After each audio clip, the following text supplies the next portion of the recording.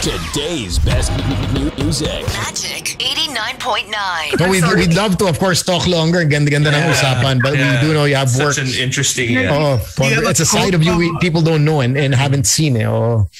From your God's Promises, or what's that book? Was it Battlefield of the Mind?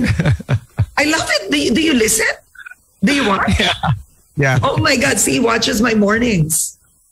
No, so what I do, so in my Facebook, so I asked him. So to let you know, so I started Facebook maybe, I don't know, 2013 or 2014. Now, slowly, I didn't know what it was, but I did it, right? And when I moderated the presidential debate in 2016, so he was still a mayor then, Mayor Duterte, right? Yeah. So I moderated it in Pangasinan. Many people don't remember this anymore. So I had, frankly speaking, all the questions were cleared by COMELEC, right? So we did a fast talk segment, if you can remember. And at the end, I felt, oh Lord, thank you. I think I did a good job. Yeah. And my boss said, Gabby Lopez said, congrats, Karen, great job, whatever. Yeah. Then Kim calls me and says, Karen, have you opened your Facebook? No, why? Don't. What? Don't open your Instagram. Don't open your Twitter. Don't open your Facebook. So by this time, my Twitter was already something like 2 million. Parang malaki nun. My Instagram was starting, but my Facebook, I think 75,000 people. It's a page, not a private Facebook. Not a private one, yeah, of course. So, and of course, I couldn't help myself. I opened I opened it. It was hate unbelievable. Karen, napaka-biased mo. Buti kung yun lang. Pamatay ka na, pare-rape kita, papapatay kita. PI mo, pag nakita kita sa Rockwell, lahat. Kidnapping kita. I mean, ABS-CBN tracked, no? They can only track the hate messages on the ABS-CBN page. Not on yours. Right? I mean, on the ABS-CBN page, there were 65,000 hate messages against me after that presidential debate within an hour. Yeah. And this time, we didn't know what trolling was. We didn't know so marami. What media armies were. Yeah. You know, 2016, that term didn't exist, right? Yeah. I felt, well, in China it did, but not here. Yes, you know? Right? we didn't know there were farms here. I said, am I this? Do people detest me this much? This much? Yeah. Did I do wrong? Yeah. As a journalist, my moral compass got confused. So I shut down Facebook for 6 years. Well, 5. Yeah. It was shut down. 5 years. And then my Instagram for 2 weeks I deleted the post, went on private. And Twitter, I didn't shut it down, but I took out the app. Para mute. Right? Just so you don't have to see it anymore. And then I prayed to the Lord and asked, this was 2016, because I was a Christian in my 20s, right? But I was delinquent, so I don't know. Aren't we all at one point? But it didn't count. Karen, do you want to expound on the delinquency? Next show, Next show, next time. I'd really like to find out. I think that's when you're not fully surrendered, right? I mean, so I asked the Lord, 2016, Lord, bakit ganon? I prepared real hard. Alam mo naman, matino po akong journalist. And in the 2016 debate, I literally had no biases. Because I was never against what they felt I was against. I was not against the mayor at all. He was Mayor Duterte then. I mean, he was exciting. You know, we had him on DZMM. I was excited to meet him. So I feel the whole country was, to be fair, excited, right? So that was unfair. And this was the one thing clear that I knew was from the Lord. And this was it. Karen, I didn't put you there to be loved. That's not your job. And wow, that kind of put me back on the path we're in. this is who I am. This is take it. Yeah. I was actually to be liked. I was actually going to ask Kanina how you deal with earlier on in the show, how you deal with bashers, because of course we all see it, Yes. But I like what you just said. I like how you explained everything, and that answers the question altogether. Yes. Yeah. Because I love people always ask me that, Sam, and I do for your listeners when I answer this. How do you deal with bashers? You don't. Yeah. You don't. You really cannot. Yes. Because one, there are times when you can talk to some bashers, and I have, when I've checked, and they're real people. Yeah. Like Yes. when I mean real people, everyone's a real person, Hindi yung itlog yung profile picture. It's not an account made just to hit you. Yeah. Meaning real people with opinions, real people that really follow you. Yeah. And then I've messaged some quietly, and I've asked, excuse me, sir, I wanted to ask you. And this is where, Gino, humility plays a role. Yeah. But you don't see yourself as invincible or infallible. Yeah. Right? Social media has removed all of that. Gone were the days when big media were the gatekeepers. Yeah. Right? You're untouchable. It's not true anymore. True. So I feel that what's important is for them to understand you, and you to also understand where they're coming from. That's one. Number two is Michelle Obama's statement of when they go low, we go high. That's the only way. You cannot go down there. Yeah. The minute you do, you lose. They don't lose. Yeah. Because you're the one that's adjusting to their level, and there's no way out if you go low. Yeah. True. And you have people that are heavily trolled, Maria Ressa, so many people that have handled bashing in their own way.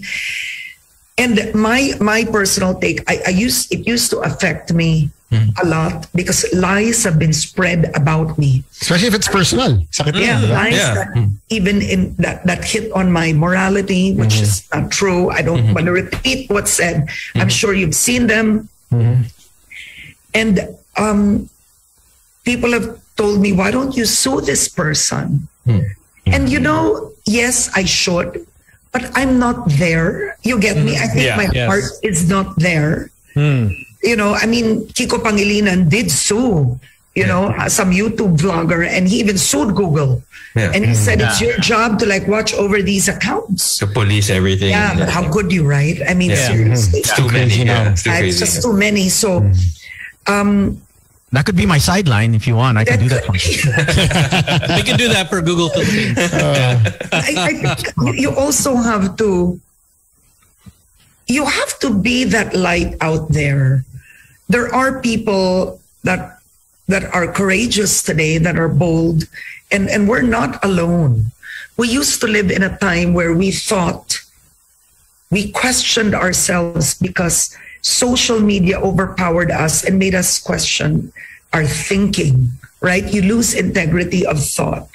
But today you are seeing more and more Filipinos just come out and realize what was done wrong. True. And you're seeing it more now on Facebook.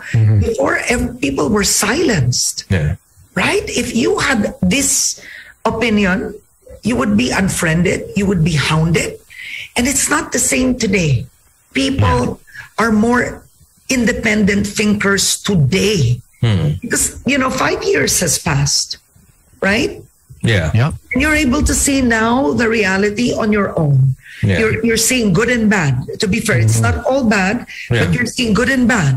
So, hindi ka na pwede lokohin as much. Yeah. But for the upcoming elections, our social media armies, what's being used for campaigning? Absolutely yes. Oh, yeah. For sure. CBN shut down. The war is on social media. Yeah, true. It will be on Facebook, YouTube, Twitter. That's where the war is. That is true. Yeah. Making you believe this candidate is really the strongest. This candidate is because that's where they get, it gets into your head. Like it's inception, that's what it is. basically. Perception. And that's what you check out there. Social media is about getting into your head. Yeah, it's really just as simple as planting that seed of, ito yung mananalo. Ay naman, okay nga. Okay to. Ay naman, pwede na. Now all of a sudden, this survey, they're on top. Mataas, okay na so ito. mahirap na talunin yan. So ito na lang tayo. Diba? Like, little things like that. Gone are the days na puro poster sa Meralco poster, diba? Sige, ito na lang, wala na yan. Everybody, politicians are spending on Social media. social media. And I mean, I wouldn't be surprised if they would approach people like yourselves. Because what do you do now? It's really radio. Yeah. It's Facebook and you're on Facebook. Yeah. So, it's to be interviewed by people that are active in these platforms. Well, I just want to just add in there, Karen, that I also want to boast with the three of us before Gino joined us that we have rejected large amounts of Same, I was in a different station ba? Campaign money, which was very enticing, very. It was an amount that we would never see, at one time. I gotta say, Tones, every time I look at my Meralco bill, a part of me is kind of like, maybe I should have gotten it. Maybe I should have said yes. When I see the houses and the wang-wangs on the street, I'm like, maybe I should have gotten it. And I wanted to ask you this. And this one, I think I want to make clear is one. Being a journalist, it has different standards than being, for example, and I want to be fair, whether you're a vlogger, an influencer, or even a radio host, as long as you're not in news, right? So on Twitter, when I did a vlog about VP Lenny, a house tour, somebody asked, may bayad ba to?